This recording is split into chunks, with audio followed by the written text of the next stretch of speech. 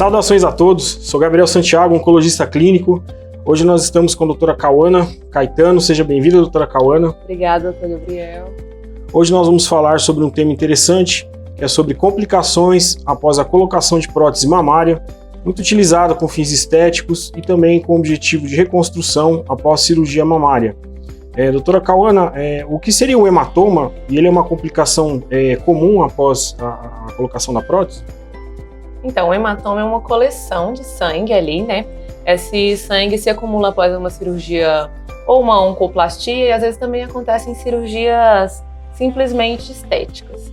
Mas realmente ele é mais comum nessas reconstruções.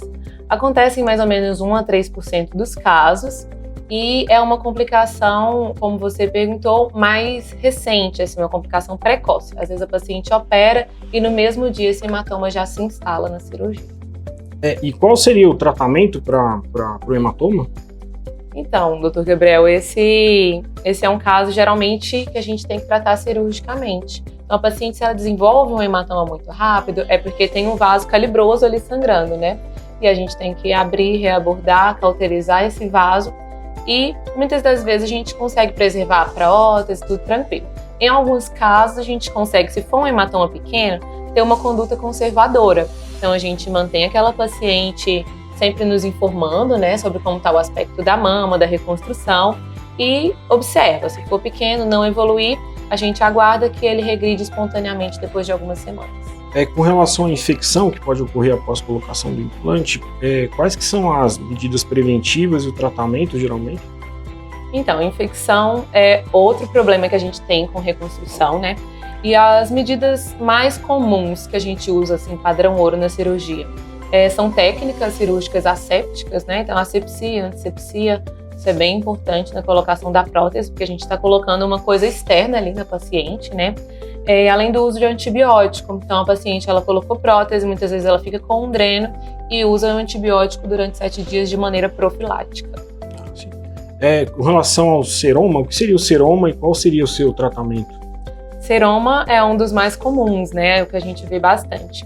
Então, é um acúmulo de líquido depois de alguma cirurgia. Na maioria das vezes, a prótese de reconstrução, né?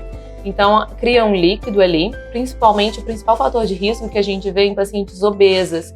Então, a própria gordura da mastectomia, ela propicia esse aparecimento do seroma. Então, o seroma, se ele for pequeno, às vezes a gente pode observar e fazer uma punção. A gente faz uma punção guiada por ultrassom, né, pra gente ir exatamente onde está esse seroma, porque a gente tem que ter cuidado com a prótese que está recém-colocada lá também.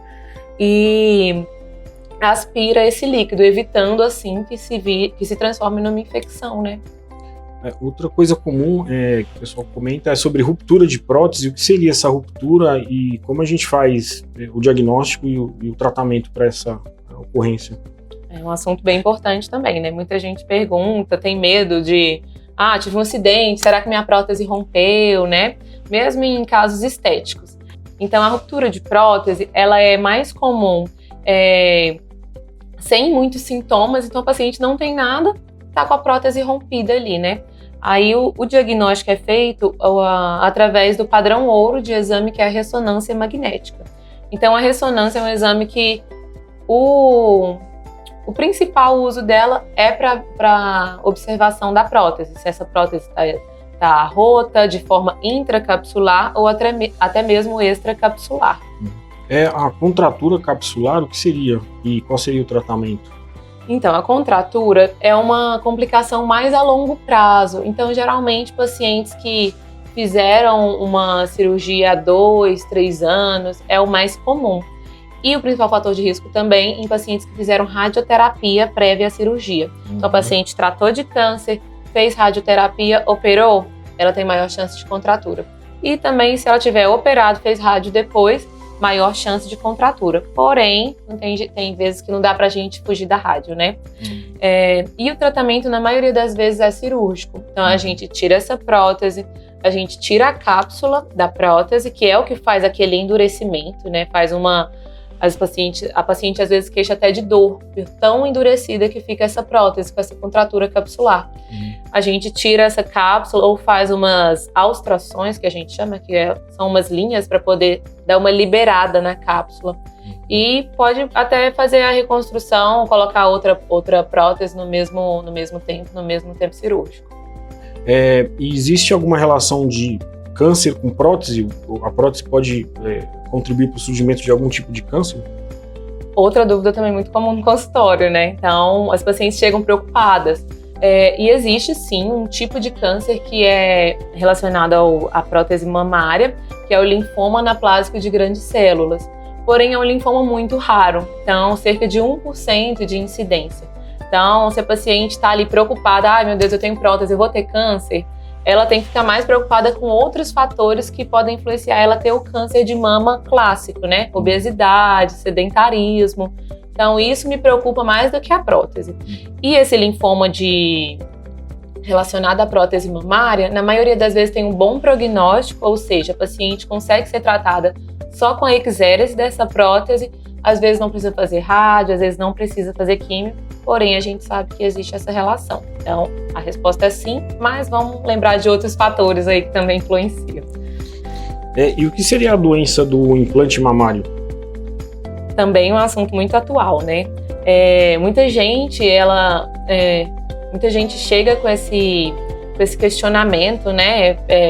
Que viu na internet sobre a doença do silicone, que ela está desanimada e etc. E está achando que está com a doença do silicone. Mas é outra coisa também muito rara, né? E ainda está em estudos, né? Em fase de vários estudos. E muitos estão relacionando a doenças autoimunes. Então, pacientes que também possuem lúpus, outras doenças autoimunes que são conhecidas já, muitas vezes estão associadas a essa doença do silicone. O paciente às vezes queixa de sonolência, alopecia, né, que é queda de cabelo, desânimo, mas a gente não pode esquecer dos outros fatores que também causam isso, né? A obesidade, o sedentarismo. Então, primeiro vamos tentar tratar os outros fatores, depois pensar na doença do silicone, que existe, segundo estudos, porém é muito raro. Doutora Câmara, você gostaria de fazer alguma consideração final? Sim, o que a gente vê muito no consultório? As pacientes, elas vêm com um diagnóstico de câncer, às vezes, né? Seja unilateral, ela fala, não, já quero tirar outra mama, porque eu quero me ver livre disso.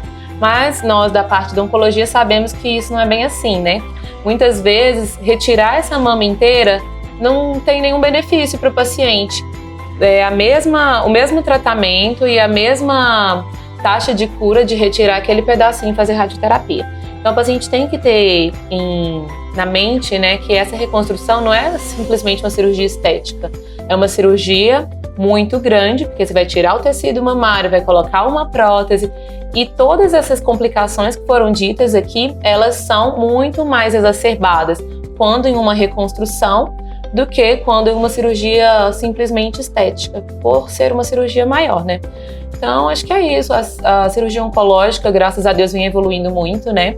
E cada dia mais a gente elabora maneiras para que não tenham essas complicações. Porém, como a gente já falou aqui, elas são muito comuns e devem ser lembradas. Muito obrigado pela presença, doutora Câmara. Obrigado a todos. Obrigada.